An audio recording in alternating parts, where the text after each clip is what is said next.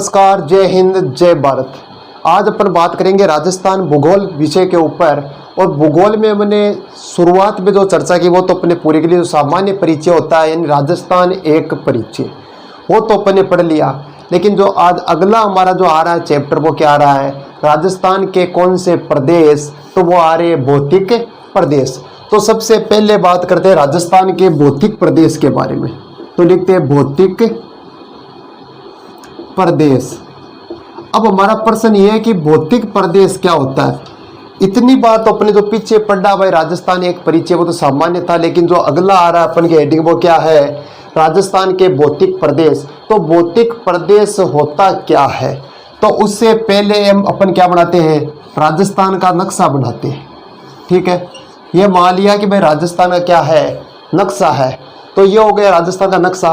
लेकिन भौतिक प्रदेश का मतलब सीधा सीधा समझो कि जहां रेत ही रेत है, वो कौन सा भौतिक प्रदेश हो गया। अपन उसे कह सकते हैं मरुस्थल, ठीक है, या थार का मरुस्थल। मरुस्थल कह दो या थार का मैदान कह दो, ठीक है, थार है, थार है, यानी थार मरुस्थल भी कह सकते, थार मरुस्थल। तो ये हो गया हमारा पहला भौतिक प्रदेश। ठीक है, भौतिक प्रदेश का मतलब हो गया कि जहाँ रेत ही रेत एक जैसा है, जहाँ एक समान यानी पूरे में रेत ही रेत है, तो वो कौन सा भौतिक प्रदेश हो गया। तो उससे अपन ने बांट दिया, तो वो हो गया थार का मरुस्थल। ठीक है, अब आता है आगे चले, तो आगे आती है अरावली पर्वतमाला, यानी पर्वत ही पर्वत है, पूरी पहाड़ी पहाड़ियां है। तो इससे अपन ने नाम दे दिया अरावली पर्वतमाला, अरावली पर्वत।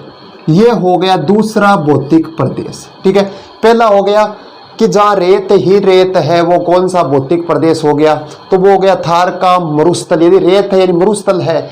दूसरा है जहाँ पहाड़ियाँ पहाड़ियाँ है, या पहाड़ियाँ या कह दो पर्वत ही पर्वत है, तो वो कौन सा हो गया भौतिक प्रदेश, तो वो हो गया अरावली पर्वत। कौन सा पर्वत है, अरावली पर्वतमाला। अब आगे चलो, आगे आ गया मैदान ही मैदान। क्या आ गया आगे, जो भौतिक प्रदेश है तीसरा, वो आ गया मैदान ही मैदान। ये कौन सी दिशा में, ये पूर्व दिशा में, तो इसे कह दिया पूर्व का मैदान। ठीक है, पहला थार का मरुस्थल, दूसरा अरावली पर्वतमाला, तीसरा पूर्व का मैदान, और चौथा याद रखो ये हो गया पठार। क्या हो गया, पठार। पठार से हो गया हाड़ौती का पठार, हाड़ौती का पठार। ये हो गया चौथा भौतिक प्रदेश। यानी चार भौतिक प्रदेश हो गए। पहला यानी जब एक समान मिल रहा है जो भी, तो वो अपन ने उसे एक भौतिक प्रदेश में रख दिया। जैसे यहाँ रेत ही रेत है, तो इसे कह दिया थार का मरुस्थल। यहाँ पहाड़ियाँ ही पहाड़ियाँ है, या पर्वत ही पर्वत है, तो अरावली पर्वत। ये हो गया हमारा दूसरा भौतिक प्रदेश। तीसरा की बात करें तो यह मैदान ही मैदान है, तो ये हो गया पूर्व का मैदान। चौथा में यहाँ क्या है, पठार है, तो ये हो गया हाड़ौती का पठार। एक प्रश्न एक और हमारा कि ये दिशा कौन सी है, ये तो पूर्व दिशा है, ये हो गई पश्चिम, ये हो गई उत्तर, ये हो गई दक्षिण। ये दिशाओं के बारे में तो अपने पूरे विस्तार से पढ़ा है। लेकिन जो हमारा ये आ रहा है, जैसे ये आ गया थार का मरुस्थल, तो ये थार का मरुस्थल मैप में कौन सी दिशा में आएगा, तो ये हो गया उत्तर, ये हो गया पश्चिम। तो अपन इसे कह सकते उत्तर पश्चिम का मरुस्थल, उत्तर पश्चिम का मरुस्थल। जैसे हाड़ौती आ गया यहाँ, तो ये हो गया पूर्व, ये हो गया दक्षिण, यानी दक्षिण पूर्व का पठारी प्रदेश। वो कौन सा प्रदेश हो गया, वो हो गया हाड़ौती का पठार। ये हो गए सामान्य से भाई चार होते हैं। क्या सर ये चार ही भौतिक प्रदेश होते हैं कि नहीं, ऐसे ही बता दिए कि चार होते हैं, और भी कुछ होता है क्या, और भी होता है। यानी सबसे पहले का जो वर्गीकरण किया था भौतिक प्रदेश का, वो किसने किया, कि भाई कोई लिखित में भी तो साक्ष्य होगा कि प्रदेश का वर्गीकरण हुआ है कि नहीं हुआ है, तो वो होगा लिखित में साक्ष्य की बात करें तो भौतिक प्रदेश का सर्वप्रथम, भौतिक प्रदेश को सर्वप्रथम जो बांटने का कार्य करा, कई भौतिक प्रदेश को सबसे पहले किसने बांटा, तो वो कौन से मिश्रा ने बांटा, तो वो बांटा वीएन मिश्रा ने। कौन से मिश्रा ने, तो वो बांटा वीएन मिश्रा ने। कि जो भौतिक प्रदेश है हमारे, इन भौतिक प्रदेश को सबसे पहले जो बांटने का काम कर रहा है, वो कौन सा मिश्रा कर रहा है, तो वो कर रहा है वीएन मिश्रा। वीएन मिश्रा की एक किताब है कि भाई अपन कह रहे हैं कि भाई वीएन मिश्रा ने किया सबसे पहले भौतिक प्रदेश को बांटने का कार्य, तो लिखित साक्ष्य कहाँ है कि वीएन मिश्रा ने किया? तो लिखित साक्ष्य मिलता है इनकी पुस्तक से, इनकी पुस्तक से। और पुस्तक का नाम क्या है? जो इनकी बुक है या पुस्तक है उसका नाम क्या है? तो उसका नाम है राजस्थान का भूगोल। कि राजस्थान का भूगोल एक पुस्तक है इनकी। इस पुस्तक में मिलता है कि भाई जो वीएन मिश्रा है इसने भौतिक प्रदेश को 7 भागों में बांटा। कितने भागों में बांटा? कि भौतिक प्रदेश को 7 भागों में बांटा, 7 भागों में बांटा। ये हो गया पहली लाइन हमारी कि भाई भौतिक प्रदेश हो गया, अपने तो 4 बता दिए, लेकिन 4 से पहले भी तो कितने बताए होंगे। तो सबसे पहले जो भौतिक प्रदेश को बांटने का काम किया था वो कौन से मिश्रा ने किया? तो वो वीएन मिश्रा ने किया। ठीक है, ये तो होगा पहले। अब आता है कि जो दूसरी बार किसने वर्गीकरण किया या किसने बांटने का कार्य किया इस भौतिक प्रदेश को? तो दूसरी बार जो बांटने का कार्य किया वो कौन से सेन ने किया? तो वो एस के सेन ने किया। किसने किया? एस के सेन ने किया। एस के सेन ने किया। इसने जलवायु के आधार पर भौतिक प्रदेश का वर्गीकरण किया कि जो भौतिक प्रदेश को इसने जो बांटने का काम किया वो किसके आधार पर किया? तो वो किया जलवायु के आधार पर। ये हो गया दूसरा भौतिक प्रदेश। लेकिन बांटा कितने भागों में इसने भौतिक प्रदेश को? तो नाम कितना आता है एस के सेन में? 1 2 3। तो इसने भौतिक प्रदेश को 3 भागों में बांटने का काम किया, 3 भागों में बांटने का कार्य किया। ठीक है, ये होगा कि सबसे पहले बांटने कार्य कौन सा मिश्रा कर रहा है? तो वो वीएन मिश्रा कर रहा है। कौन कर रहा है? तो वो वीएन मिश्रा कर रहा है। और वीएन मिश्रा की जो पुस्तक है उसका नाम कौन सा भूगोल है? तो उसका नाम है राजस्थान का भूगोल। राजस्थान के भूगोल में जो भौतिक प्रदेश को वीएन मिश्रा जी ने बांटने का काम किया तो कितने भागों में किया? तो वो किया 7 भागों में किया। दूसरा आता है कि दूसरी बार जो बांटने का कार्य कौन सा सेन कर रहा है? तो वो एस के सेन कर रहा है। एस के सेन ने जलवायु के आधार पर भौतिक प्रदेश को बांटा। और बांटा कितने भागों में? तो 1 2 3। तो 3 भागों में बांटने का कार्य किया। अब आता है अंतिम रूप में तीसरी बार जो भौतिक प्रदेश को जो बांटने का कार्य कर रहा है तो वो किसने किया? तो तीसरी बार जो बांटने का कार्य कर रहा है वो कौन सा डॉक्टर कर रहा है? तो डॉक्टर का नाम है डॉक्टर रामलोचन सिंह। डॉक्टर रामलोचन सिंह कि डॉक्टर साहब कर रहे हैं। कौन से डॉक्टर है? तो डॉक्टर का नाम है डॉक्टर रामलोचन सिंह। इसने भौतिक प्रदेश हो गए 3। इस तीसरा भौतिक प्रदेश हो गया। यानी तीसरी बार जो वर्गीकरण कर रहा है बांटने का वो कौन सा लोचन कर रहा है? तो वो रामलोचन सिंह कर रहा है। ये हो गई सामान्य चर्चा भाई भौतिक प्रदेश को कितने भागों में बांटा गया है। अब एक एक भौतिक प्रदेश को उठाते हैं और वर्गीकरण करते हैं। सबसे पहले अपन जिस भौतिक प्रदेश के बारे में बात करेंगे वो किसके बारे में बात करेंगे? थार का मरुस्थल। कि यदि भौतिक प्रदेश में बांटा तो बांट पूरा जो हमारा राजस्थान इसको पढ़ने में क्या हो गई? सुविधा हो गई। इस कारण इस भौतिक प्रदेश में बांटा गया। तो सबसे पहले अपन ये भौतिक प्रदेश उठाते हैं जो थार का मरुस्थल है। थार का मरुस्थल पढ़ने के बाद अरावली, अरावली के बाद पूर्व का मैदान, फिर हाड़ौती का पठार पढ़ेंगे। ऐसे पढ़ते पढ़ते हमारा जो भौतिक प्रदेश का जो टॉपिक है वो क्या हो जाएगा? कंप्लीट हो जाएगा। तो सबसे पहले बात करते हैं थार का मरुस्थल। थार का मरुस्थल पढ़ते हैं तो सबसे पहले भारत का मैप बनाते हैं। किसका? भारत का। भारत का मैप बनाते हैं। ठीक है, अब जैसा भी है ये क्या है? भारत है। ठीक है, ये क्या हो गया हमारा? भारत। ये हो गया भारत। अब भारत में थार का मरुस्थल कहाँ है? तो ये तो गुजरात का हो गया। राजस्थान इधर आएगा। ठीक है, ये हो गया हमारा राजस्थान के ऊपर पंजाब हरियाणा, उधर जम्मू कश्मीर आ गया। ये आएगा पंजाब हरियाणा राजस्थान और ये हो गया गुजरात। ठीक है, अब बात करते हैं भाई राजस्थान की बात कर रहे हैं तो राजस्थान यहाँ है। तो जो भौतिक प्रदेश में पर कौन सा प्रदेश पढ़ रही है? तो भौतिक प्रदेश में पर पढ़ रही है थार का मरुस्थल। पहला हो गया थार का मरुस्थल। पहला भौतिक प्रदेश थार का मरुस्थल या उत्तर पश्चिम का भी मरुस्थल, एक ही बात है। ठीक है, थार का मरुस्थल। अब सबसे पहले देखो कि जो थार का मरुस्थल है क्या भारत में फैला हुआ है या कोई अन्य देश में भी फैला हुआ है? तो जो थार का मरुस्थल आ रहा है तो इधर कौन सा देश आ रहा है भाई? भारत के इधर कौन सा आ रहा है राष्ट्र? उसका नाम क्या है? नल्ला पाकिस्तान। क्या नाम है? पाकिस्तान नाम है। तो हमारा पहला प्रश्न बन गया कि जो थार का मरुस्थल है वो दो देशों में फैला है। पहले का नाम क्या है? भारत, दूसरे का नाम क्या है? पाकिस्तान। कि दो देशों में फैला। तो पहला पॉइंट हो गया कि ये दो देशों में फैला है, दो देशों में फैला है। ये हो गया थार का, दो देशों में फैला है। पहला हो गया भारत और दूसरा कौन हो गया? तो दूसरा हो गया पाकिस्तान। दूसरा कौन हो गया? तो दूसरा हो गया पाकिस्तान। ये हो गया भारत और पाकिस्तान। यहाँ तक तो ठीक है कि भारत और पाकिस्तान में है, लेकिन अपन तो राजस्थान की तैयारी कर रहे हैं, राजस्थान के जो कंपटीशन एग्जाम उनकी तैयारी कर रहे हैं। तो हमारे पाकिस्तान से क्या लेना देना है? अपन को तो भारत और राजस्थान का ही पढ़ना है।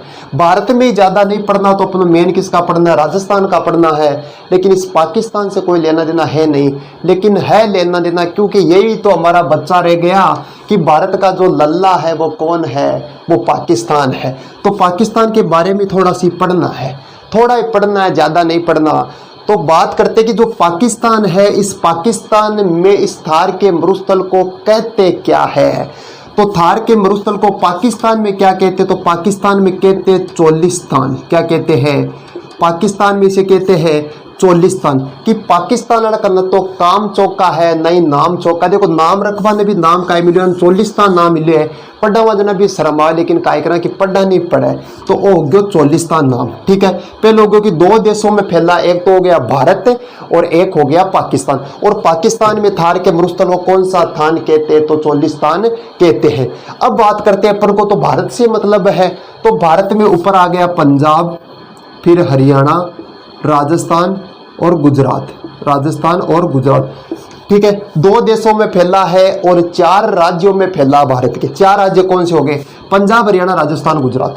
पंजाब, हरियाणा, राजस्थान, गुजरात। 4 बार बोलो, पंजाब, हरियाणा, राजस्थान, गुजरात। पंजाब, हरियाणा, राजस्थान, गुजरात। पंजाब, हरियाणा, राजस्थान, गुजरात। ठीक है, 4 राज्य कौन से हो गए? पंजाब, हरियाणा, राजस्थान, गुजरात। यानी 4 राज्यों में फैला है, 4 राज्यों में फैला है। कि जो थार का मरुस्थल है वो भारत में 4 राज्यों में फैला है। पहला पंजाब, दूसरा हरियाणा, पंजाब हरियाणा, तीसरा राजस्थान, चौथा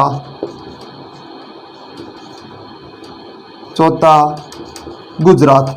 पंजाब, हरियाणा, राजस्थान, गुजरात। पंजाब, हरियाणा, राजस्थान, गुजरात। क्या पंजाब हरियाणा में भी मरुस्थल है? मरुस्थल है मेरे भाई। पंजाब हरियाणा तो मरुस्थल नहीं है, क्योंकि यहाँ तो हरा भरा है, सिंचाई भी अच्छी होती है, उपज भी अच्छी होती है धान्य फसलों की। तो पंजाब हरियाणा कैसे मरुस्थल हो सकता है? कई खोपड़ी ठिकाने तो नहीं है क्या? ठिकाने है खोपड़ी, लेकिन जो पंजाब हरियाणा है ये मरुस्थल के अंतर्गत आता है। लेकिन यहाँ होता क्या है कि यहाँ नहरों के द्वारा सिंचाई होने के कारण ये मरुस्थल जैसा दिखता नहीं है, लेकिन है मरुस्थल ही। कि मरुस्थल है, लेकिन नहरों द्वारा सिंचाई होने के कारण ये हरा भरा रहता है। जैसे अपन राजस्थान में जाते हैं तो राजस्थान ऊपर गंगानगर, हनुमानगढ़ का क्षेत्र आ गया, घग्गर का मैदान वाला क्षेत्र आ गया, तो वहाँ वह भी क्या है? एक मरुस्थल है, लेकिन वहाँ भी क्या है? वहाँ भी नहरों के द्वारा सिंचाई होने के कारण वो हरा भरा रहता है। इस कारण वो तो हरित घाटी जैसा लग रहा है, वहाँ तो मन लग रहा है, तो वो हो गया हरित घाटी। तो ये हो गया पंजाब, हरियाणा, राजस्थान, गुजरात। पहला प्रश्न कि जो थार का मरुस्थल है वो कितने राज्यों में फैला है?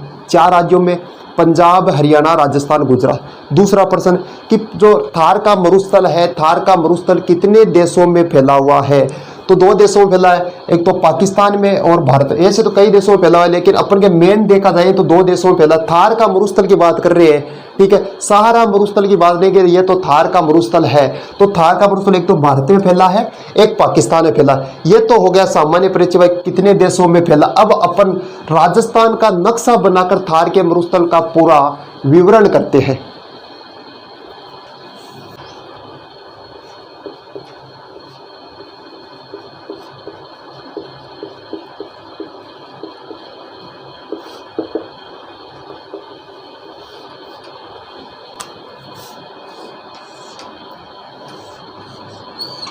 ठीक है, ये हो गया राजस्थान। अब राजस्थान में थार का मरुस्थल की बात करें तो ये हो गया थार का मरुस्थल राजस्थान में, ये होगी अरावली। ये हो गई अरावली की पहाड़ियाँ, ठीक है।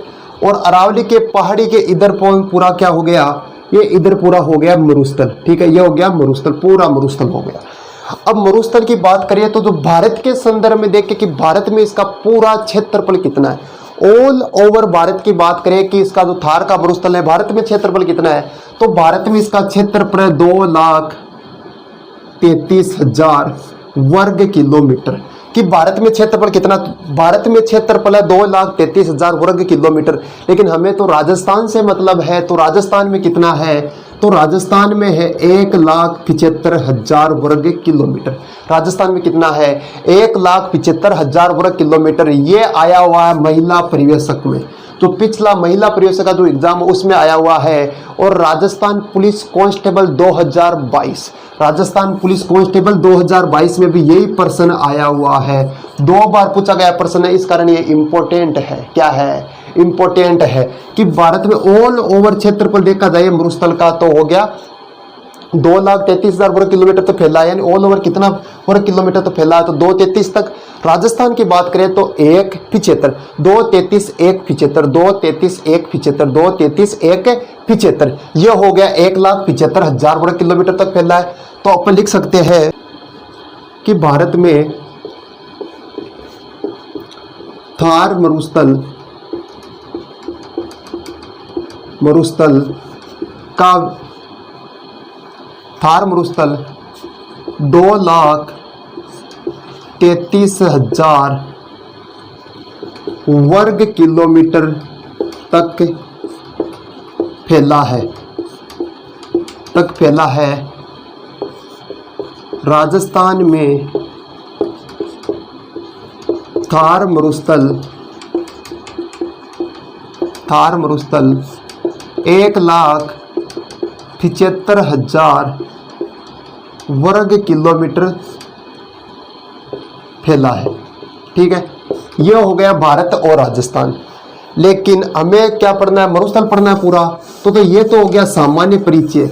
लेकिन अब आ रहा आगे जो हमारे अरावली है ना, ये अरावली, ठीक है। अरावली की ये दिशा तो पूर्व दिशा है, ये कौन सी दिशा है, तो पश्चिम दिशा है। कि अरावली के पश्चिम की ओर 58% भूभाग पर क्या है, मरुस्थल है। कि अरावली के पश्चिम की ओर 58% भूभाग पर क्या है, तो वो हमारा क्या है, मरुस्थल है, ठीक है। अरावली की बात करें कि अरावली है जो अरावली पर्वतमाला, ये इस अरावली पर्वतमाला के पश्चिम की ओर 58% भूभाग पर क्या है, मरुस्थल है। लेकिन एक चीज देखो, टोटल मरुस्थल कितना, तो हमारा जो कुल मरुस्थल है वो 61.11% है। कुल मरुस्थल की बात करें तो वो हो गया 61.11%। तो पहला पॉइंट लिखते हैं कि अरावली पर्वतमाला के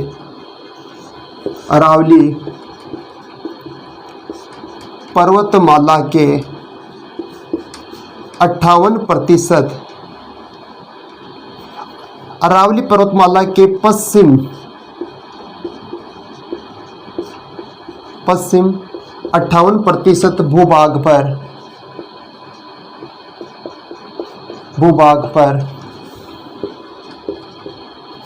मरुस्थल फैला है। कुल मरुस्थल, राजस्थान का यदि टोटल मरुस्थल की बात करें तो कुल मरुस्थल 61.11% भाग पर फैला है, भाग पर फैला है।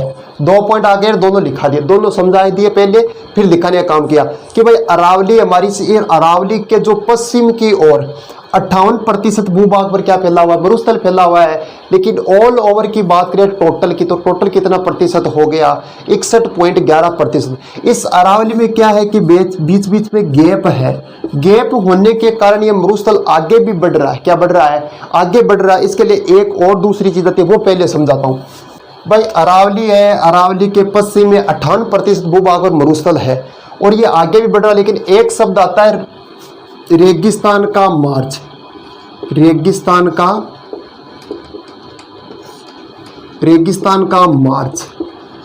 का मार्च कह दो या मरुस्थल का मार्च कह दो, एक ही बात है, ठीक है। तो रेगिस्तान के मार्च की बात करें तो मार्च का मतलब क्या होता है, रेगिस्तान का मार्च मार्च का मतलब होता है आगे बढ़ना। जैसे मैं आपसे प्रश्न पूछूं कि हमारी नई साल कब आती है, तो आप कहेंगे कि गुरुजी नई साल तो जनवरी में आती है। कब आती है? कहेंगे कि जनवरी में आती है नई साल। लेकिन बच्चे, नई साल जनवरी में नहीं आती। नई साल कब आती है? तो हमारी जो नई साल आती है वो कब आती है? वो आती है चैत्र में। कब आती है? चैत में आती है। ठीक है, चैत में आती है नई साल। चैत का मतलब हो गया मार्च, तो ये हो गया मार्च। नई साल मार्च में आती है। और नई साल अपन जो भी हमारे पुरानी गलतियां की उसको भूलकर हम अपनी आगे की नई शुरुआत करते हैं। क्या करते हैं? आगे बढ़ते हैं। तो मार्च का मतलब हो गया आगे बढ़ना। क्या हो गया? आगे बढ़ना, कि जो भी पुरानी गलती की है पीछे उनको भूलकर सबको अब आगे बढ़ते हैं, नई शुरुआत करते हैं। तो वो हो गया मार्च। अब हमारा है कि रेगिस्तान का मार्च। इसका अर्थ हो गया कि रेगिस्तान का आगे बढ़ना। रेगिस्तान का आगे बढ़ना, रेगिस्तान का आगे बढ़ना, वो कौन सा मार्च हो गया? तो वो रेगिस्तान का मार्च हो गया। ये हो गया रेगिस्तान का मार्च। लेकिन ये भी हमारी ज़्यादा समझ में नहीं आया। तो एक दूसरा ट्रिक और है कि एक क्या है? एक बेवड़ा है। बेवड़ा तो जानते होंगे सभी, दारूडी पीने वाले को क्या कहते हैं? बेवड़ा। शराब जो पीता वो हो गया बेवड़ा। एक बेवड़ा है, उसके 4 मित्र है, बी, सी, डी और ई। ये इन सभी को क्या पाता है? दारू पाता या शराब का सेवन करवाता है। सभी को शराब पाता है और कहता है कि बियर दारू नहीं होती, अंडा मीट नहीं होता, ऐसे कुछ समझाता है कि मांस नहीं होता वगैरह वगैरह करके ये अपने दोस्तों को क्या कर रहा है? अपना विस्तार कर रहा है कि और बेवड़े तैयार कर रहा है। खुद तो है ही, लेकिन 4 मित्रों को और पिलाता है या खिलाता है। उसके बाद और नए मित्र तैयार कर अपने जो बेवड़े संघ के लोग हैं वो और तैयार कर रहा है। तो ये अपना क्या कर रहा है? विस्तार कर रहा है। क्या कर रहा है? ये विस्तार कर रहा है। लेकिन इनमें से तो बी भाई साहब तो एक ऐसे हैं कि सुबह मुंह किससे धोते हैं? शराब से धोते हैं। कि ये तो एकदम क्या है? साफ है। कि ये तो ठीक है कि थोड़ा थोड़ा पीते हैं सभी, लेकिन ये भी भाई साहब तो एक ऐसे है कि सुबह अपना जो मुंह है वो भी किससे धोते हैं? शराब से धोते। तो ये एकदम क्या हो गया? साफ हो गया। क्या हो गया? साफ। अब सीधा सीधा समझो कि जो ए भाई साहब ये अपना क्या कर रहा है? विस्तार कर रहा है, यानी और बेवड़े तैयार कर रहा है। ये क्या कर रहा है? अपना विस्तार कर रहा है। विस्तार का मतलब हो गया कि जो रेगिस्तान का जो मार्च है, रेगिस्तान को जो आगे बढ़ाने के लिए, तो इसका विस्तार कौन करता है? बढ़ाने का जो काम कौन कर रहा है? तो जैसलमेर का एक गांव है। गांव का नाम कौन सा गांव है? तो उसका नाम है नाचना गांव। नाचना गांव, ये हो गया नाचना गांव। कि जो जैसलमेर का जो नाचना गांव है वो रेगिस्तान का क्या कर रहा है? विस्तार कर रहा है। लेकिन मैंने बताया कि जो बी भाई साहब तो ऐसे कि एकदम साफ है, सुबह मुंह शराब से धोते हैं, नहीं तो उनकी तो आंखें नहीं खुलती। तो वो कौन सा हो गया? बी भाई साहब। यानी इसका मतलब हो गया ये एकदम क्या है? साफ है। स से साफ, स से सम, स से साफ, स से सम। तो एक आता है सम जैसलमेर। कौन सा मेर? जैसलमेर। सम जैसलमेर आता है। ये पूर्णतः वनस्पति रहित है। पूर्णतः वनस्पति रहित है। वनस्पति रहित है। एक ही झाड़ी नहीं है। क्या नहीं है? एक भी झाड़ी नहीं, एकदम क्या है? साफ है। स से सम, स से साफ। ये हो गया। यानी प्रश्न हमारा क्या है कि रेगिस्तान का मार्च क्या है? रेगिस्तान का आगे बढ़ना रेगिस्तान का मार्च कहलाता है। और रेगिस्तान के मार्च के लिए जो इसका विस्तार करने का काम कौन कर रहा है? तो इसका विस्तार कर रहा है जैसलमेर का नाचना गांव। किसका गांव? कि जैसलमेर का जो नाचना गांव है वो रेगिस्तान का विस्तार कर रहा है। लेकिन हमारा प्रश्न ये है कि जो सम जैसलमेर है ये पूर्णतः वनस्पति रहित है। ये हो गया एक पॉइंट। और जो हमारा थार का मरुस्थल है सबसे युवा मरुस्थल है। जो ये थार का मरुस्थल है ये सबसे क्या है? युवा मरुस्थल है। सबसे युवा मरुस्थल है तथा सर्वाधिक जनघनत्व वाला मरुस्थल है। सर्वाधिक जनघनत्व वाला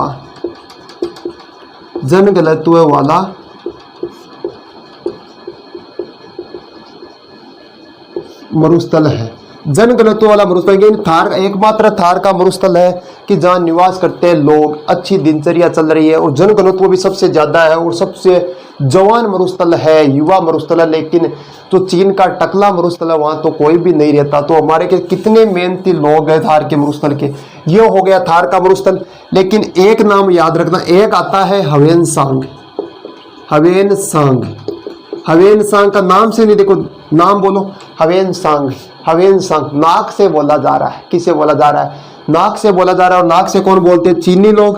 तो ये एक चीनी यात्री, हवेनसांग कौन है? चीनी यात्री। चीनी यात्री का नाम क्या है? हवेनसांग है। और ये किसके समय आया था भारत? तो ये भारत आया था है से हवेनसांग, है से हर्षवर्धन, है से हवेनसांग, है से हर्षवर्धन के समय भारत आया। हर्षवर्धन के समय भारत आया। ये हो गया, हर्षवर्धन के समय भारत आया। और इसकी जो पुस्तक है, पुस्तक का नाम क्या है? पुस्तक का नाम है सी यू की।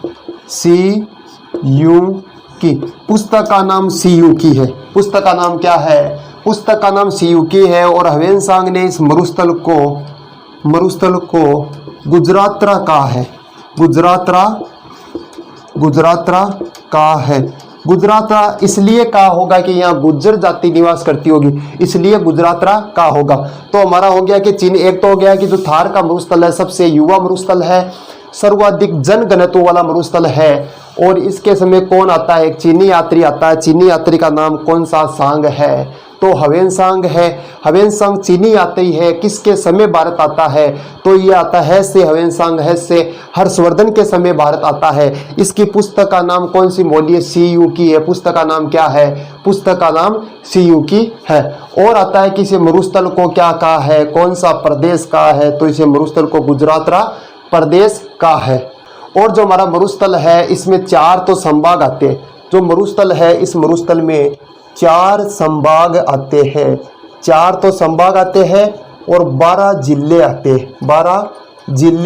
12 जिले आते हैं। और जो मरुस्थल की, हमारे इस मरुस्थल की लंबाई की बात करें, भाई लंबाई कितनी है इस मरुस्थल की? तो लंबाई हो गई 640 किलोमीटर। कितनी हो गई? लंबाई 640 किलोमीटर है। और इसकी जो चौड़ाई है, चौड़ाई कितनी है? तो चौड़ाई हो गई 300 किलोमीटर। यह हो गई लंबाई और चौड़ाई।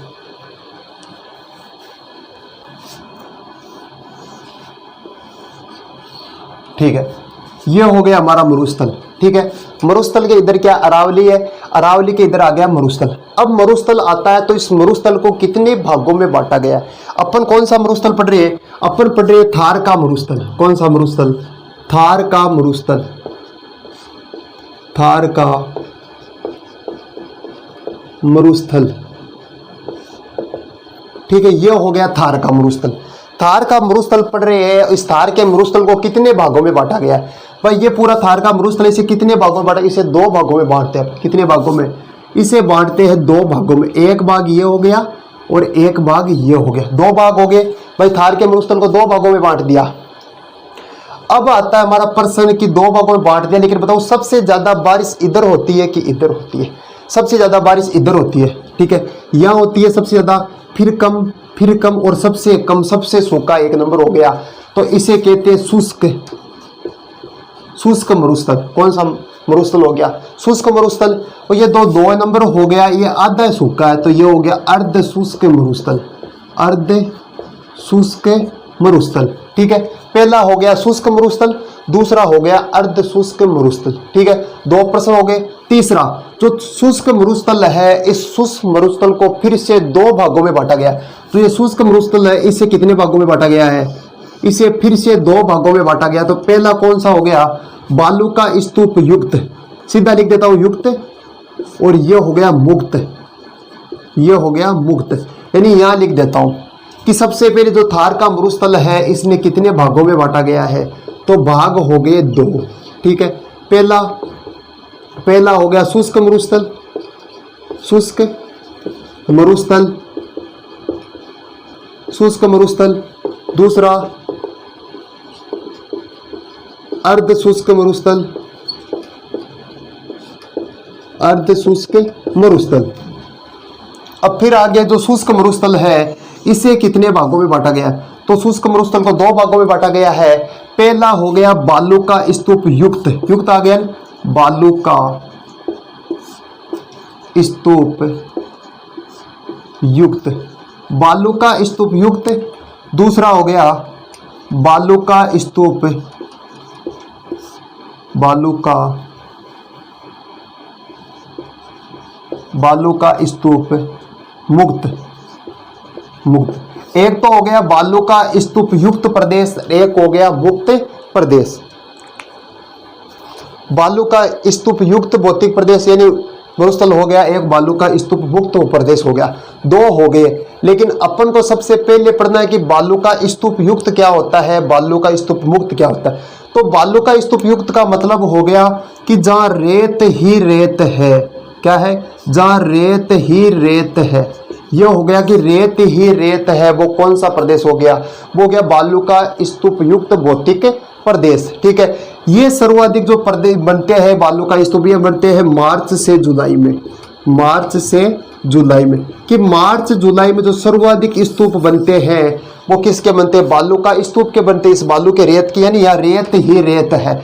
और जो बालू का स्तूप युक्त प्रदेश है इसमें एक आता है, एक तो आता है टिब्बा, टिब्बा, ठीक है, टिब्बा आ गया, टिब्बा के दो या टिल्ला, एक आता है टिल्ला नाम। कि टिब्बा या टिल्ला नाम क्या होता है, टिब्बा व टिल्ला का सीधा सीधा अर्थ हो गया टिब्बा, टिब्बा को मतलब भाई रेत ही रेत है, तो रेत का बन गया, क्या बन गया, टिब्बा या टिल्ला, तो रेत ही रेत है। इस टिब्बा या टिल्ले को साहित्य भाषा में क्या कहते हैं, जो साहित्य भाषा है, साहित्य भाषा में कहते हैं धरियन, दोहरा या धरियन। ठीक है, दोहरा कहते हैं, दोहरा से क्या बन गया, धरियन बन गया।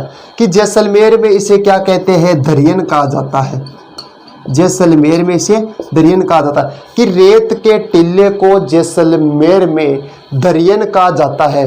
जैसे अपने पढ़ा कि जैसे हो गया दोहरा, पहले दोहरा कहते हैं, दोहरा का ही परिरूप क्या बन गया, धरियन बन गया। कि धरती दोहरानी, कुकू मिनजर, धर मंजला धर कुचा, ये सभी रचनाएं किनकी है, तो ये सभी है कन्हैया लाल सेठिया की। किसकी है, कन्हैया लाल सेठ। कन्हैया लाल सेठिया ने कहा कि धरती दोहरानी, किसकी, कि धरती दोहरानी। लेकिन आजकल जो धरती है वो धरती हो गई चौरानी, किसकी हो गई, चौरा की, यह हो गई धरती दोहरानी यानी धरियन। कि जो जैसलमेर में रेत के टिल्लों को क्या कहते हैं, तो धरियन कहते हैं। यह हो गया भाई बालू का स्तूप युक्त कौन कौन सी हो गई। अब युक्त में कौन कौन से प्रकार आते हैं वो पढ़ते हैं। यह हो गया राजस्थान हमारा, ये हो गया राजस्थान। शुष्क अर्ध शुष्क, शुष्क में पहला पढ़ा अपन ने भाई, शुष्क को भी दो भागों में बांटा है, बालू का स्तूप युक्त यार बालू का स्तूप मुक्त। बालू का स्तूप युक्त में कौन कौन से, तो प्रकार देखो, सबसे पहला आता है एक तो अनुदेदरीय, सबसे पहला जो प्रकार है उसका नाम है अनुदेदरीय। अनुदेदरीय बालू का स्तूप, अनुदेदरीय बालू का स्तूप कह दो या रेखीय बालू का स्तूप कह दो, रेखीय बालू का स्तूप।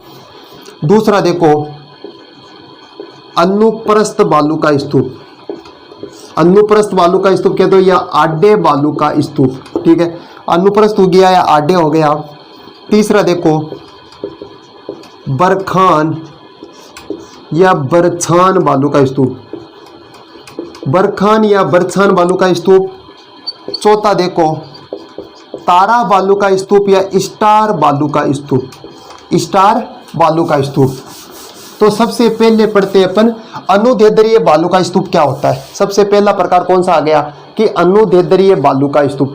अनुदेदरीय का मतलब हो गया सीधा सीधा समझो कि रेखीय, कि एक ही रेखा में बनता है। जैसे अनुदेदरीय का मतलब ऐसे बन गया, ये हो गया अनुदेदरीय बालू का स्तूप।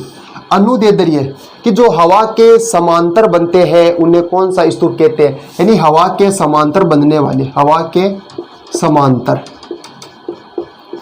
हवा के समांतर बनने वाले बालू का स्तूप को कौन सा कहते हैं, अनुदेदरीय बालू का स्तूप कहते हैं।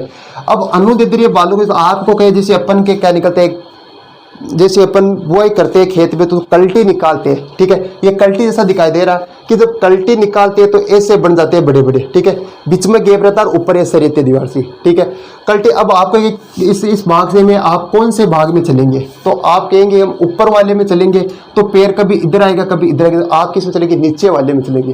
तो कई बार क्या होता है कि जो पशुओं का जो रेवड़ रहता है वो रेवड़ इसी भाग से निकलता है, इस कारण इसे क्या कहते हैं, कारवा मार्ग कहते, क्या कहते हैं, कारवा मार्ग के तो या कॉरिडोर के तो, कारवा मार्ग या कॉरिडोर, ठीक है भाई। पशुओं का झुंड निकल रहा है तो इस कारण इसे क्या कह दिया, कारवा मार्ग या कॉरिडोर कहते हैं।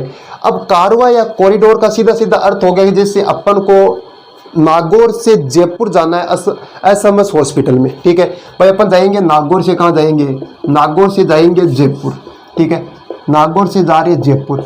अब नागौर से जयपुर जाने में जितना समय नहीं लगता उससे ज़्यादा समय अपन को जयपुर पहुंचने के बाद एसएमएस हॉस्पिटल में जाने में लग जाता है। इस कारण क्या होता है कि बीच में क्या करेंगे, ये हो गई एक तो सड़क और एक सड़क ये हो गई, बीच में खाली जगह छोड़ी जाती है, ठीक है, ये हो गई एक सड़क, एक ये हो गई और बीच में कौन सी जगह छोड़ी जाती है, तो खाली जगह छोड़ी जाती है बीच में। इसी खाली जगह में पुलिस की गाड़ियाँ चलेंगी, नेताओं की गाड़ी चलेगी, एम्बुलेंस चलेगी, जिसमें कोई लाल बत्ती का प्रयोग नहीं होगा। तो इसे अपन कहते हैं कारवा मार्ग या कॉरिडोर, कारवा मार्ग कह दो या कॉरिडोर कह दो। ये हो गया कारवा या कॉरिडोर। आ गया भाई कारवा क्या होता है या कॉरिडोर क्या होता है। जो अपन पढ़ रहे हैं भाई अनुदैर्ध्य बालू का जो रेख की दिशा में बनते हैं, ठीक है, जो समांतर बनते हैं, ठीक है, हवा के समांतर बनने वाले बालू का स्तूप को अपन क्या कहते हैं, अनुदैर्ध्य बालू का स्तूप।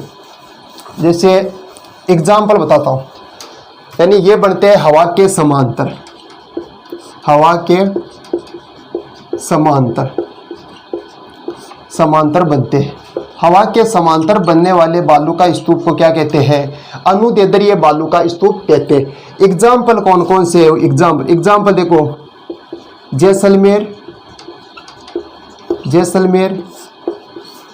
बाड़मेर और पश्चिमी जोधपुर।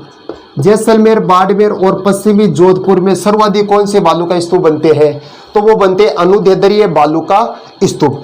दूसरा आता है कि अनुप्रस्थ के दो या आडे, अनुप्रस्थ के दो या आडे बालू का स्तूप, ये हो गए आडे, ठीक है, और यहां से जा रही है हवा, क्या जा रही है, ये जा रही है हवा, कि जो हवा के समकोण पर बनने वाले जो बालू का स्तूप होते हैं, हवा के कहाँ बनते हैं, कि हवा के समकोण पर, हवा के समकोण पर बनने वाले बालू का स्तूप को क्या कहते हैं, अनुप्रस्थ बालू का स्तूप। ऐसे अनुप्रस्थ, ऐसे आडे, जो आडे बनते हैं वो कौन से हो गए, वो बन गए अनुप्रस्थ बालू का स्तूप। और बनते कहाँ है सबसे ज्यादा, तो ये सबसे ज्यादा बनते हैं तो अपन चलते हैं राजस्थान में, ये हो गया हमारा राजस्थान, ठीक है, राजस्थान। यहाँ कौन सा जिला आ गया, यहाँ आ गया हनुमानगढ़, हनुमानगढ़ में बनते हैं। हनुमानगढ़ के बाद बनते हैं चूरू में, चूरू के बाद बनते हैं सीकर में, सीकर के बाद बनते हैं झुंझुनू में, झुंझुनू के बाद बनते हैं जालोर, जालोर में बनते हैं, और कुछ जोधपुर के कुछ भाग में भी बनते हैं, कि जोधपुर के कुछ भाग में भी ये बालू का स्तूप बढ़ते हैं। पहला हो गया अनुदैर्ध्य बालू का स्तूप, रेखीय बालू का स्तूप, जो हवा के समांतर बनते हैं उन्हें अनुदैर्ध्य बालू का स्तूप कहते हैं। कहाँ बनते हैं, जैसलमेर, बाड़मेर और जोधपुर, पश्चिमी जोधपुर में बनते हैं। दूसरा हो गया अनुप्रस्थ के दो या आडे बालू का स्तूप, ऐसे अनुप्रस्थ, ऐसे आडे बालू का स्तूप। तो ये सर्वाधिक कहाँ बनते हैं, तो यहाँ ऊपर ऊपर देखो हनुमानगढ़, हनुमानगढ़ के बाद चूरू, सीकर, झुंझुनू, सीकर, चूरू, झुंझुनू, और उसके बाद में जालौर में बनते हैं। और जोधपुर के कुछ भाग में कौन से बनते हैं, तो वो बनते हैं अनुप्रस्थ या आडे बालू का स्तूप, जो हवा के समकोण पर बनते हैं, यानी ऐसे, ये हो गया समकोण, आडे बन गए, समकोण के दो या आडे के दो, ये हो गया अनुप्रस्थ बालू का स्तूप। जो अब अगला बालू का स्तूप आता है वो आता है बरछान।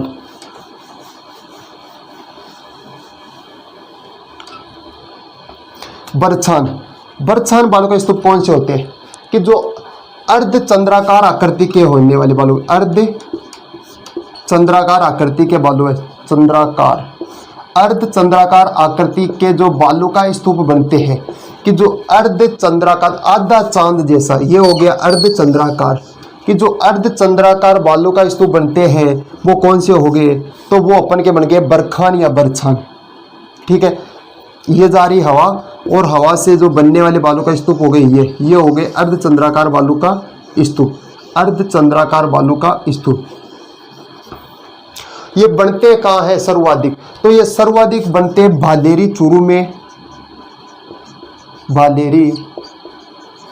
भालेरी चूरू में, रावतगढ़ हनुमानगढ़ में,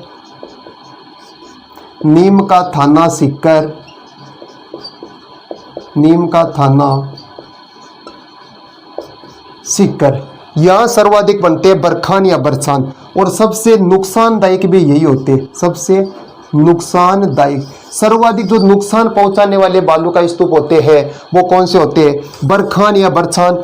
चौथा आता है तारा या स्टार बालू का स्तूप, तारा या स्टार बालू का स्तूप, ये हो गए तारा या स्टार बालू का स्तूप। इस प्रकार के आकृति के बनते हैं और बनते कहाँ है सर्वाधिक, तो ये सर्वाधिक बनते हैं मोहनगढ़ और सूरतगढ़ में, मोहनगढ़ और सूरतगढ़। सर्वाधिक तो मोहनगढ़ में बनते हैं, कि मोहनगढ़ और सूरतगढ़ में बनते, वो कौन से बनते, वो बनते ताराकार, ताराकार बालू का स्तूप कह दो या स्टार बालू का स्तूप कह दो। अब आगे देखो, आगे आ गया लाठी सीरीज, क्या आ गई, आगे है अगली हेडिंग आ गई लाठी सीरीज। लाठी सीरीज, लाठी सीरीज क्या होता है, लाठी सीरीज राजस्थान में एक तो लाठी है एक डांग है, क्या है, एक तो है लाठी एक हो गई डांग। ठीक है, अब लाठी तो हो गई यहाँ, ये हो गई लाठी सीरीज। ठीक है, जो जैसलमेर पोखरण जैसलमेर में है, और डांग हो गई यहाँ।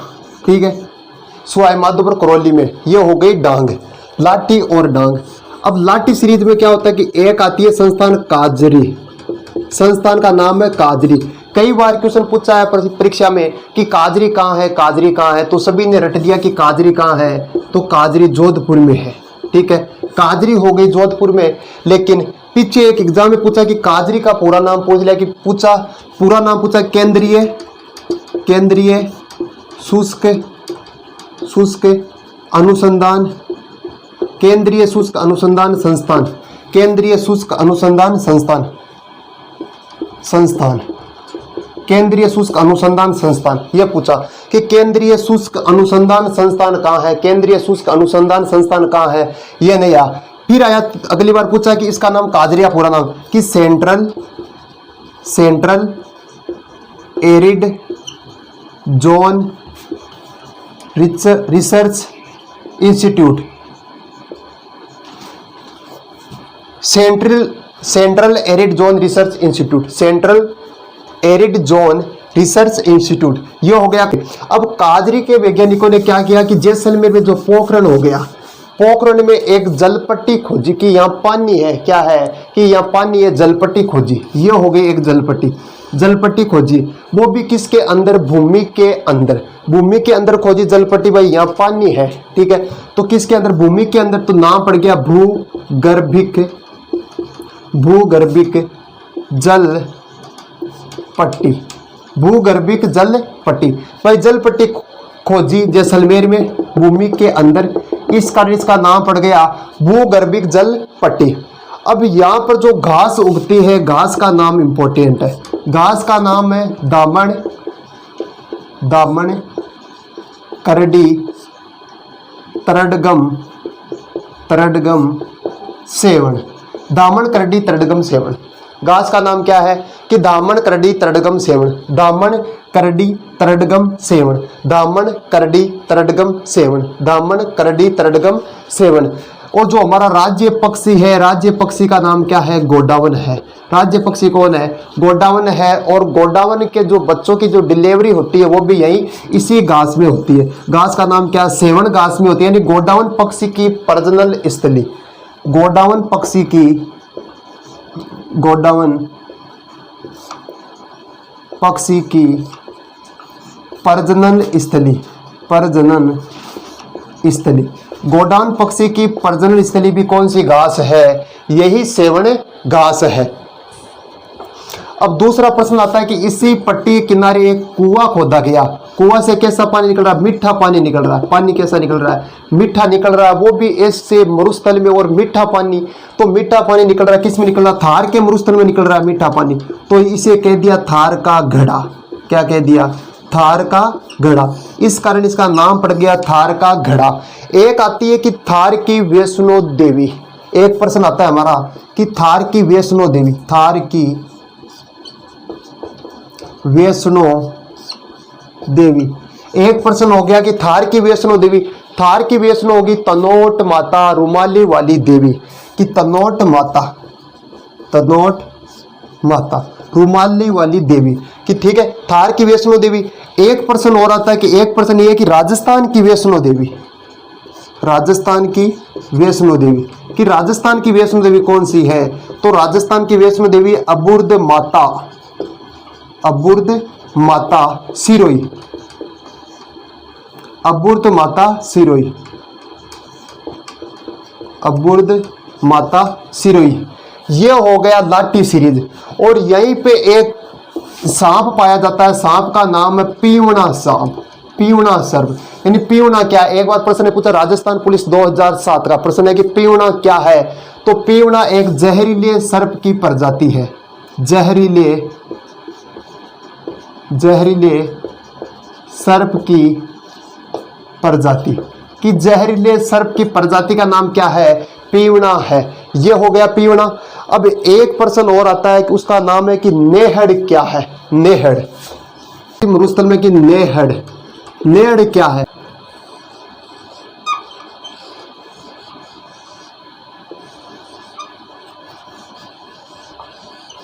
ठीक है, अब हमारा राजस्थान हो गया। नेहड़ की बात करते हैं। भगवान राम आए यहाँ, भगवान राम को कहाँ जाना है? कौन सी लंका जाना है? तो श्रीलंका जाना है।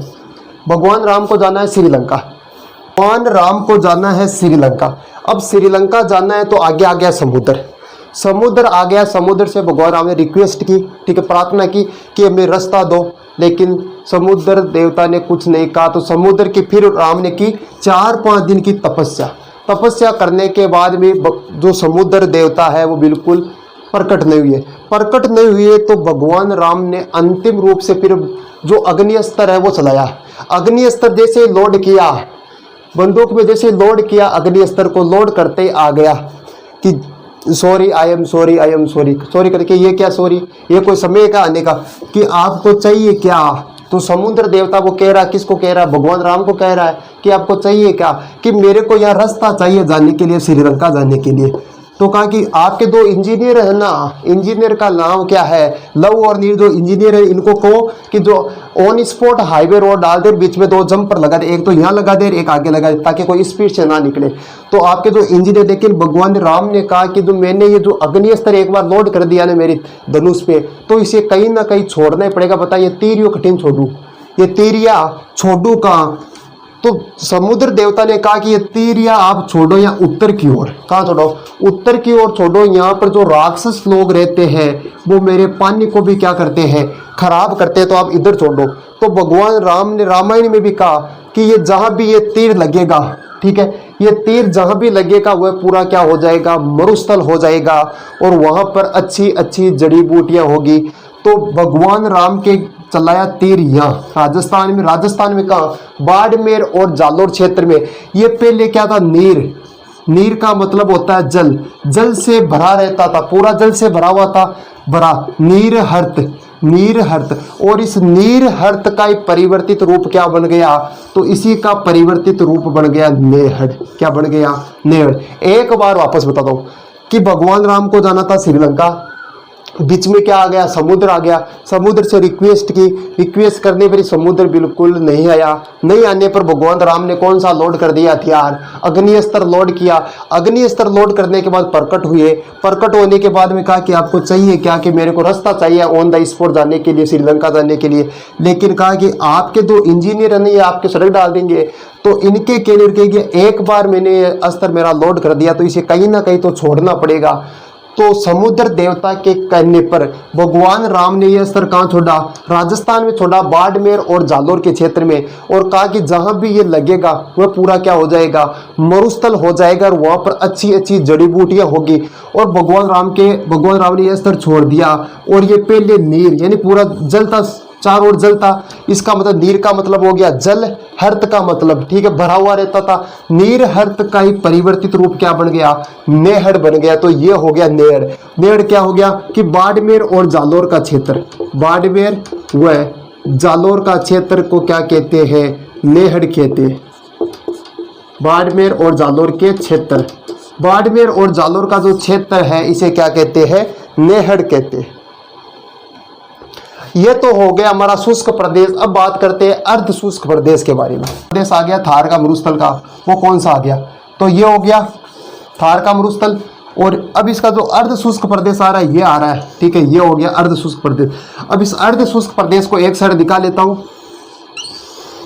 ठीक है, ये हो गया अर्ध शुष्क प्रदेश, ठीक है, अर्ध शुष्क प्रदेश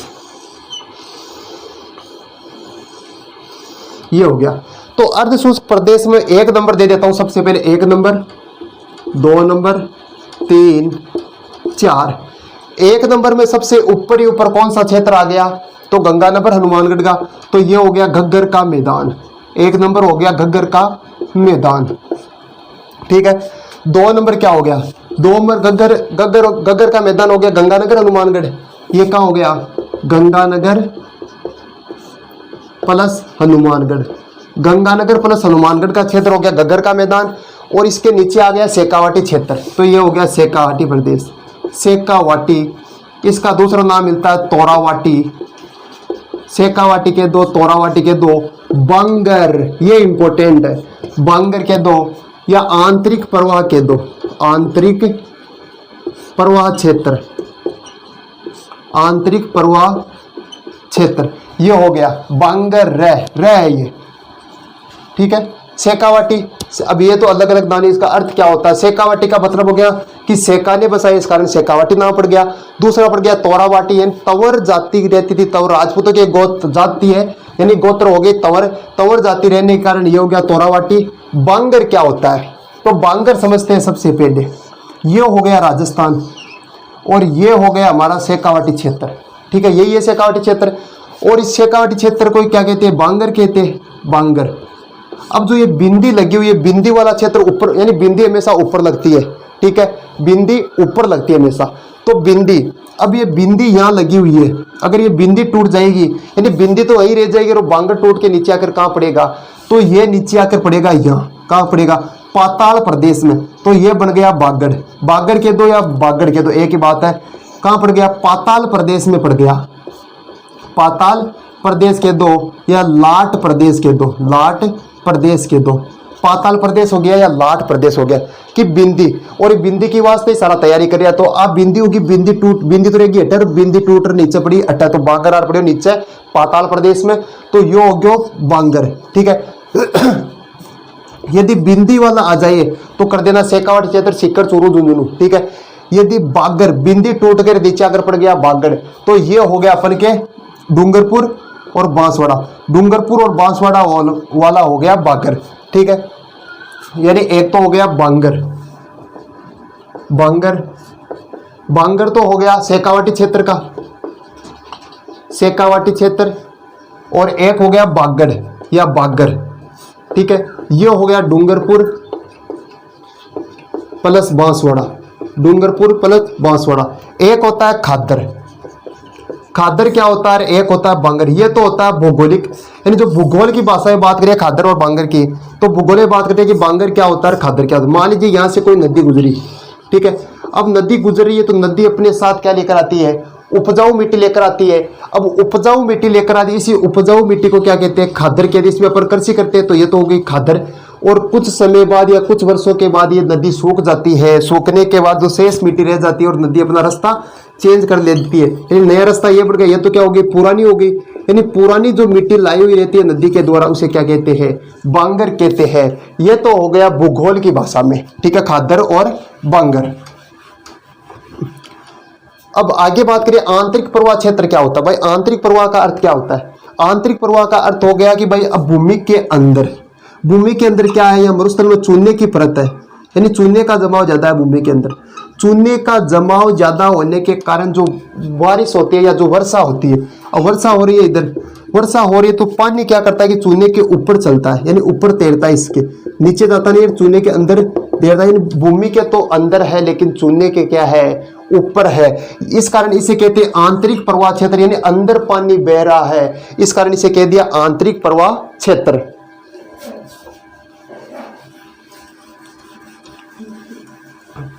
अब आता है कि शेखावाटी में बात करें कि एक आता है कि शेखावाटी में जो कच्चे कुएं होते हैं, कच्चे कुएं, शेखावाटी में कच्चे कुएं को जोहड़ कहते हैं। कच्चे कुएं को क्या कहते हैं, जोहड़ कहते हैं। और जोहड़ वाला बाबा राजेंद्र सिंह को कहते हैं, उसे वाटरमैन कहते हैं। ठीक है, कच्चे कुएं को जोड़ कहते हैं। और जोड़ के गहरे भाग को, जोड़ के गहरे भाग को चौबी कहते हैं, चौबी कहते हैं कि जो कच्चे कुएं को जोड़ कहते हैं, इसी जोड़ का जो गहरा भाग होता है उसे चौबी कहते हैं। और शेखावाटी क्षेत्र में जो पक्के कुएं होते हैं, पक्के कुएं, इन पक्के कुएं को नाडा कहते हैं। क्या कहते हैं, पक्के कुएं को नाडा कहते हैं। अब यह तो हो गया 1 नंबर घग्गर का मैदान, 2 नंबर शेखावाटी प्रदेश, 3 नंबर देखो नागौरी उच्च भूमि, नागौरी उच्च भूमि। नागौरी उच्च भूमि क्यों कहते हैं भाई, नागौर का क्षेत्र है तो उच्च भूमि क्यों कहते हैं। नागौरी उच्च भूमि यानी 33 सागर, अपन बात करते हैं कि भाई मरुस्थल हो गया, मरुस्थल तो पूरा 33 सागर का अवशेष है। ये 33 सागर का अवशेष होते हुए भी जो नागौरी उच्च भूमि है वो 33 सागर का अवशेष नहीं है। जो नागौरी उच्च भूमि है ये 33 सागर का अवशेष नहीं है, ये 33 सागर का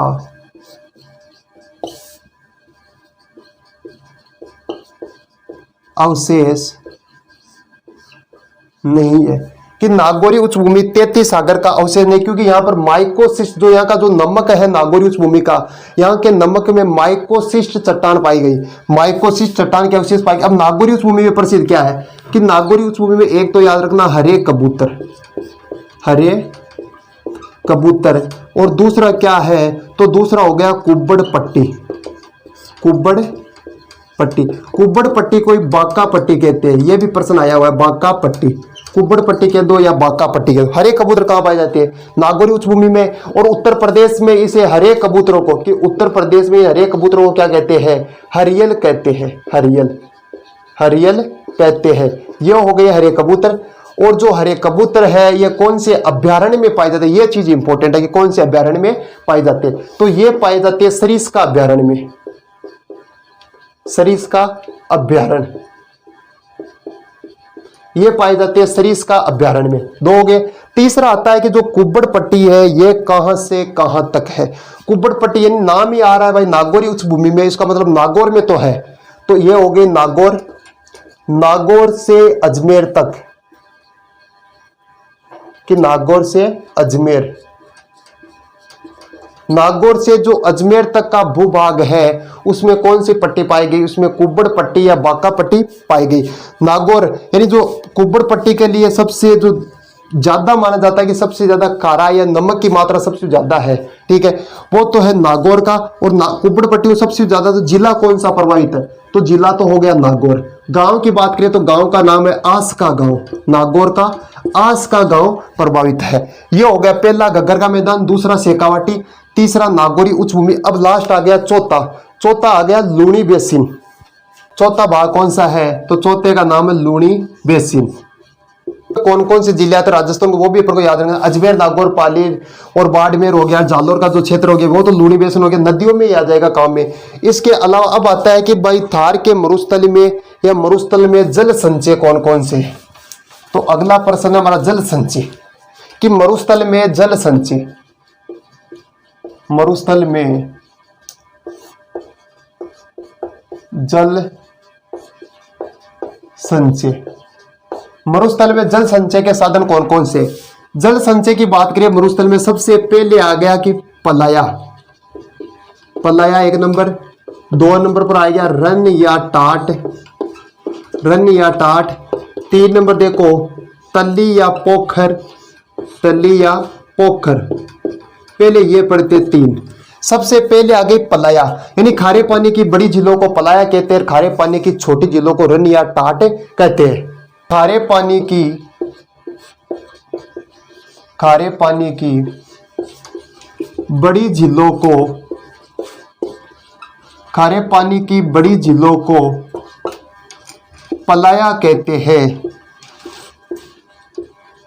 पलाया कहते हैं कि खारे पानी की बड़ी झीलों को पलाया कहते हैं। दूसरा आ गया कि खारे पानी की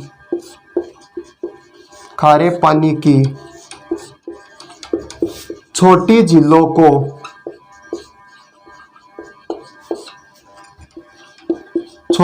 को रन या टाट कहते हैं। 2 हो गया। तीसरा इंपॉर्टेंट है कि तीसरा क्या है, तल्ली या पोखर।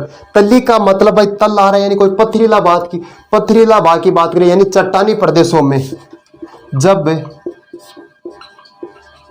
चट्टानी प्रदेशों में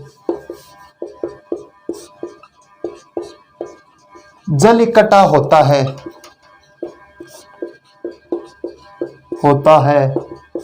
तो उसे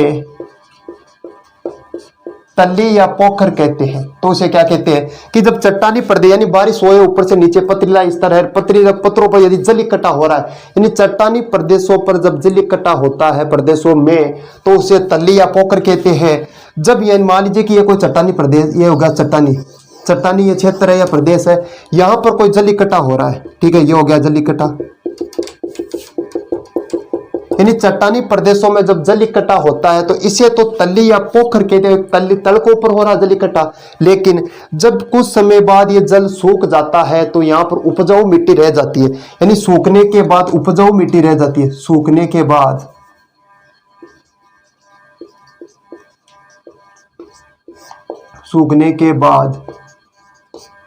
उपजाऊ मिट्टी रह जाती है। उपजाऊ यानी सूखने के बाद जब उपजाऊ मिट्टी रह जाती है तो इसे बरहो या खडीन कहते हैं, खडीन कहते हैं। कि भाई अब चट्टानी प्रदेशों में जब जल इकट्ठा होता है तो इस क्रिया को तो क्या कहते हैं, तल्ली या पोखर कहते हैं। जब ये जल सूख जाता है, इसके साथ जो उपजाऊ मिट्टी आती है इसे क्या कहते हैं, खडीन कहते हैं। और इसमें जो मिश्रित अनाज बोया जाता है, इसी में भाई जो उपजाऊ यानी जो मृदा रह जाती है उपजाऊ मिट्टी, इसमें अपन जो मिश्रित अनाज बोते हैं, मिश्रित अनाज, इसमें मिश्रित अनाज बोया जाता है, उसे कहते हैं बेजड़, बेजड़ कहते हैं। और एक होता है बेजड़ा, बेजड़ा, बेजड़ा क्या होता है, बेजड़ा होता है करौली में पान की खेती को बेजड़ा कहते हैं। करौली में पान की खेती, कि करौली में पान की जो खेती की जाती है उसे क्या कहते हैं, तो उसे बेजड़ा कहते हैं। हो गया ये पॉइंट क्लियर। अगला आता है 4 नंबर बालसन, यानी सबसे पहले पर क्या पढ़ा, पलाया, रन या टाट, तल्ली या पोखर, तल्ली और पोखर होगा, तीसरा भाग में पूरा पढ़ लिया। अब चौथा आ गया बालसन। बालसन का मतलब हो गया पर्वतों के मध्य जल इकट्ठा होना। ये कोई पर्वत है और यहां पर जो जल इकट्ठा हो रहा है ये, इसे कहते हैं बालसन। यानी पर्वतों के मध्य जल इकट्ठा होना, कि पर्वतों के मध्य जब जल इकट्ठा होता है तो इसे क्या कहते हैं, बालसन कहते हैं। 5 नंबर हो गया कुंड, यानी टांका। 5 नंबर पर हो गया टांका। टांका का मतलब कुंड को ही टांका कहते हैं, कुंड यानी कुंड को क्या कहते हैं, टांका कहते हैं। 6 नंबर पर हो गया बावड़ी। 6 नंबर बावड़ी, यानी सीढ़ीदार कुएं को बावड़ी कहते हैं। सीढ़ीदार कुएं को, सीढ़ीदार कुएं को बावड़ी कहते हैं। कि बावड़ी में गिरने से किसी की मौत नहीं होती, क्योंकि बावड़ी में चारों ओर पेड़े पेड़े रहती है, यानी जो सीढ़ी रहती है चारों ओर। और जो तालाब रहता है, यानी ये तो एक मानी, ये तो हो गया तालाब, तालाब में इधर रहेगी सीढ़ियां, इधर रहेगी, इधर रहेगी। लेकिन जो बावड़ी रहती है, बावड़ी में चारों तरफ रहती है, यहाँ सीढ़ियां फिर अंदर और सीढ़ियाँ, फिर अंदर और सीढ़ियाँ, फिर अंदर और सीढ़ियाँ। यह होता है बावड़ी। बावड़ी होती है, फिर तालाब में कोई ज़्यादा सीढ़ियाँ रहती नहीं, यानी तालाब में गिरने से मौत हो जाती है, लेकिन बावड़ी में गिरने से किसी की मौत नहीं होती है, क्योंकि इसमें चारों तरफ सीढ़ियाँ सीढ़ियाँ रहती है। ये हो गया हमारा आज का थार का मरुस्थल कंप्लीट। तो थार का मरुस्थल 4 भौतिक प्रदेश पढ़ेंगे अपन। सबसे पहले थार का मरुस्थल, उसके बाद अरावली पढ़ेंगे, अरावली के बाद में पूर्व का मैदान, 4 नंबर कौन सा पढ़ेंगे, हाड़ौती का पठार या दक्षिण पूर्व का पठारी प्रदेश। ठीक है, ये हो गया हमारा थार का मरुस्थल आज कंप्लीट, और आगे की चर्चा करेंगे कल। तब तक के लिए सभी साथियों को नमस्कार, जय हिंद।